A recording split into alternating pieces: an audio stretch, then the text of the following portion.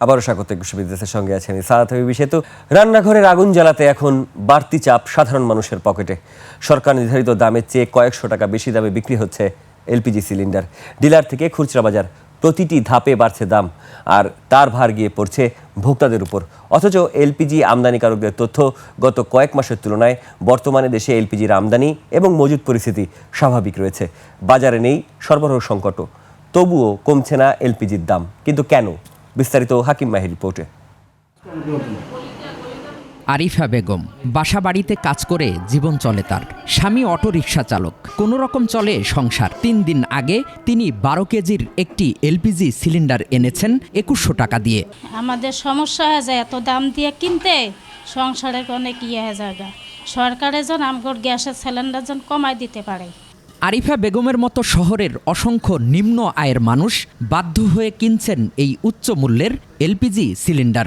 অভাবের সংসারে এলপিজি তাদের কাছে বাড়তি বোঝা। আমরা 2150 টাকা দিয়ে কিনি, আমাদের উপর অনেক চাপ পড়ে যায়। আগে ছিল 1600 টাকা, আর এখন 2200 টাকা করছে। রাজধানীর বিভিন্ন চায়ের দোকান ও ফুটপাতের ছোট ছোট খাবার হোটেলের মালিকরাও বয়ে বেড়াচ্ছেন এই বোঝা। দিনে দোকান করে যেই টাকা আয় করেন, তাতে কর্মচারী ও দোকান খরচ দিয়ে দিন শেষে খালি হাতে ফিরতে হয় বাসায়। কত দিয়ে কেনেন এই সিলিন্ডার? এমন প্রশ্নের জবাবে তারা জানান, খুচরা দোকানে এখনও 12 কেজির একটি এলপিজি সিলিন্ডার 1900 থেকে 2100 টাকার মধ্যে ওঠানামা করে। অথচ মে মাস জুড়ে এলপিজি আমদানি ও মজুদ পর্যাপ্ত। আমরা হঠাৎ করে বেশি সাপ্লাই নিয়ে এসেছি, এখন আমাদেরকে এই স্টক আউট করতেই হবে। কিন্তু সবচেয়ে বড় যে চ্যালেঞ্জ সেটা হচ্ছে ভোক্তা কি দামে পাচ্ছেন। ভোক্তারা কিন্তু ন্যায্য মূল্যে পাচ্ছেন না, তারা বেশি দামে পাচ্ছেন। তবে অপারেটরদের এমন দাবির বিপরীতে বাস্তবতা যেন কিতাবি গরুর মতো, খাতায় আছে কিন্তু গোয়ালে নেই। তাই তো পাইকারির পর 2 দফায় হাত বদল হয়ে অন্তত আরও 200 টাকা বাড়তিতে সাধারণ মানুষকে এলপিজি কিনতে হচ্ছে।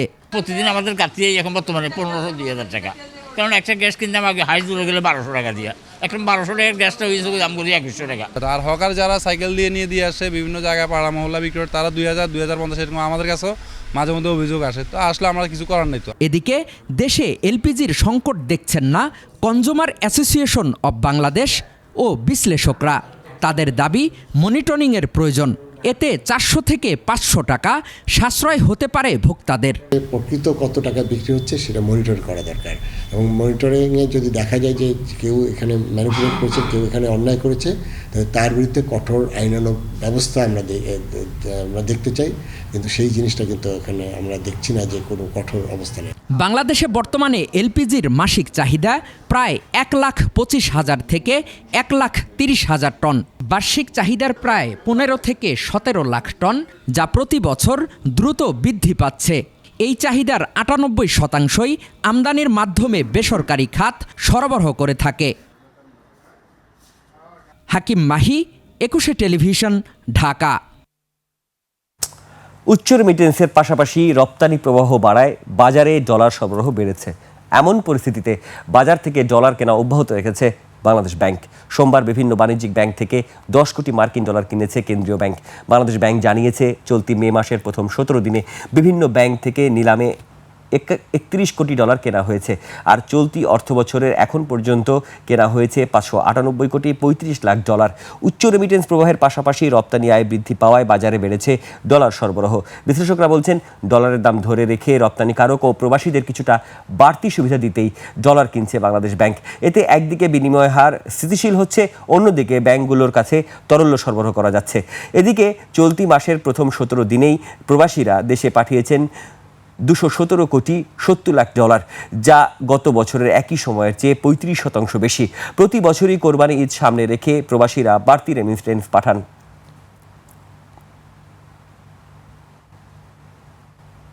5 দিনের ব্যবধানে ভারতে পেট্রোল ও ডিজেলের দাম ফের বাড়ানো হয়েছে। রাজধানী দিল্লির খুচরা পর্যায়ে বিক্রেতারা জানিয়েছেন, লিটার প্রতি দাম বেড়েছে 0.9 রুপি। ডিলারদের দেওয়া তথ্য অনুযায়ী নতুন মূল্যবৃদ্ধির পর দিল্লিতে প্রতি লিটার পেট্রোলের দাম ৯৭.৭৭ রুপি থেকে বেড়ে দাঁড়িয়েছে ৯৮.৬৪ রুপিতে। অন্যদিকে প্রতি লিটার ডিজেলের দাম ৯০.৬৭ রুপি থেকে বৃদ্ধি পেয়ে হয়েছে ৯১.৫৮ রুপি। এর আগে শুক্রবার ১৫ই মে ৪ বছরের মধ্যে প্রথমবারের মতো এক ধাক্কায় পেট্রোল ও ডিজেলের দাম লিটার প্রতি ৩ রুপি বাড়িয়েছিল ভারত সরকার। ভারতের ৪টি মেট্রো শহরের মধ্যে কলকাতায় পেট্রোলের দাম সবচেয়ে বেশি দেখা গেছে।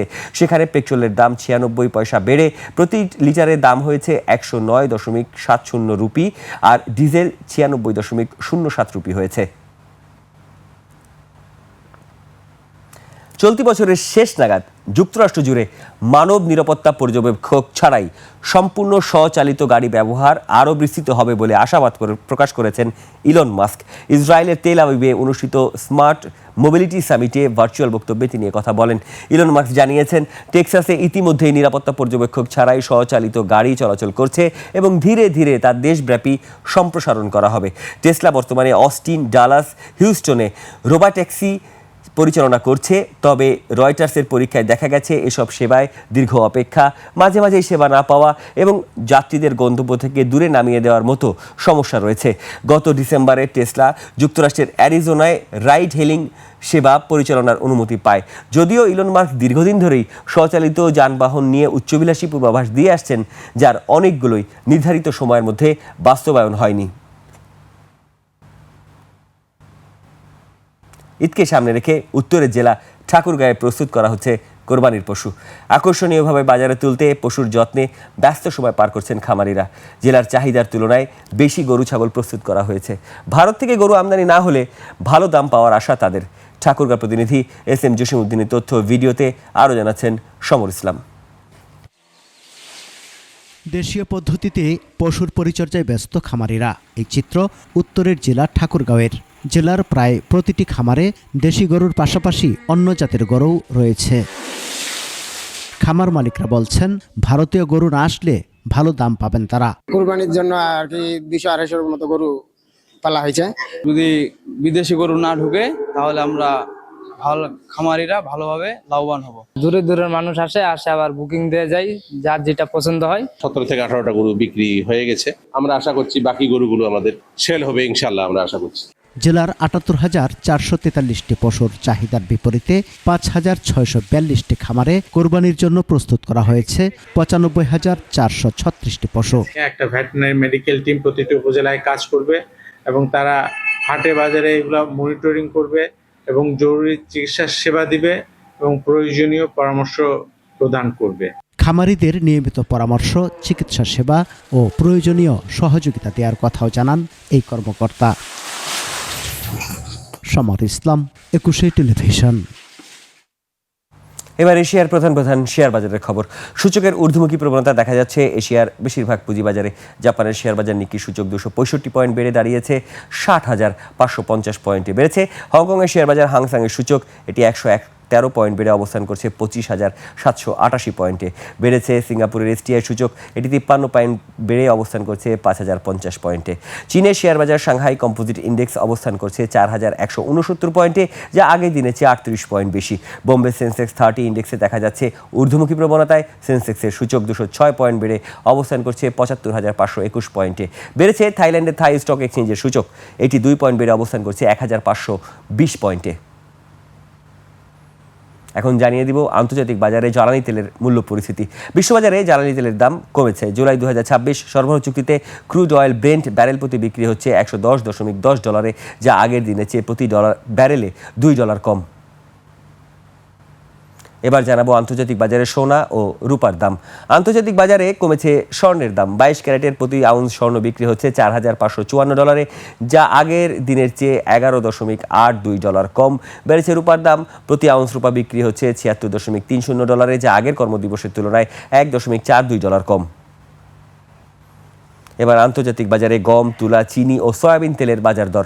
বিশ্ববাজারে বেড়েছে গমের দাম। শিকাগো বোর্ড অফ ট্রেডে জুলাই ২০২৬ সরবরাহ চুক্তিতে প্রতি বুসেল গমের ভবিষ্যৎ মূল্য দাঁড়িয়েছে ৬৭৪ সেন্ট, যা গত দিনের চেয়ে ৯.৫০ সেন্ট বেশি। আন্তর্জাতিক বাজারে দাম কমেছে তুলার। জুলাই ২০২৬ সরবরাহ চুক্তি অনুযায়ী প্রতি পাউন্ড তুলার মূল্য দাঁড়িয়েছে 4.6 সেন্ট, যা গত দিনের চেয়ে 0.24 সেন্ট কম।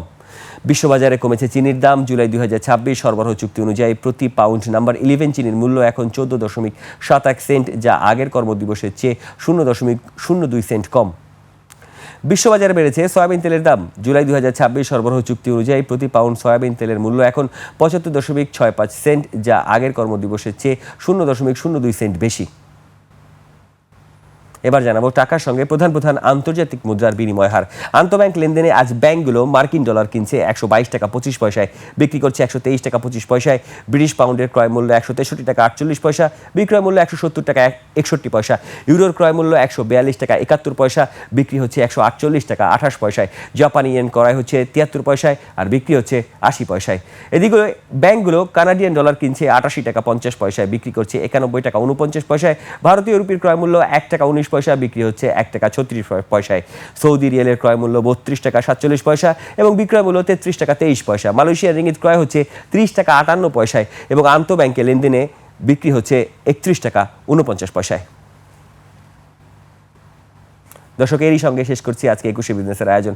আগামীকাল দুপুর 1টায় আবারও ফিরে আসবো 21শে বিজনেসের সব আয়োজন নিয়ে। দেখার আমন্ত্রণ রইল। 21শে সঙ্গেই থাকুন।